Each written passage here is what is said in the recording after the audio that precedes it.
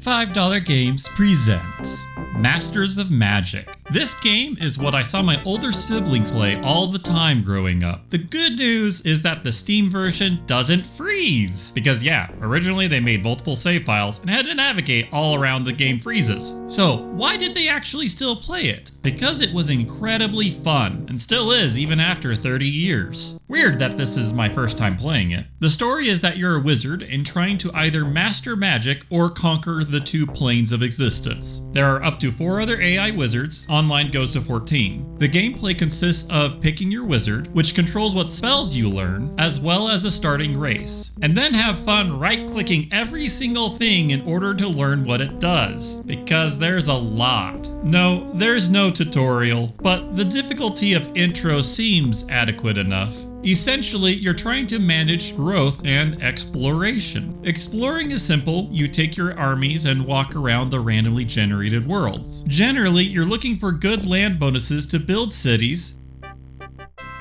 clearing out dungeons for stuff, and taking over opposing cities. Here's a quick fight. I turned on auto battle, but you can control each of the movements and what spells are cast each turn. For the growth aspect of the game, you're trying to manage several competing resources. There's taxes versus civil unrest, where your citizens don't do anything. There's an upkeep cost of food and money for your armies, buildings, and citizens. You need to choose how many citizens work or farm. With money, you can speed up production of a building or buy wandering heroes that come by. There's probably an equipment shop as well, but I didn't get that far. Then you also need to set how much mana you want each turn versus how fast you want to research spells versus, let me call my brother real quick. Okay, apparently that one is to offset the extra mana cost for casting spells far away from your wizard. So all of that can be managed every turn. Not that you need to, as I was able to get to this neighboring city about 20 turns away without really changing anything.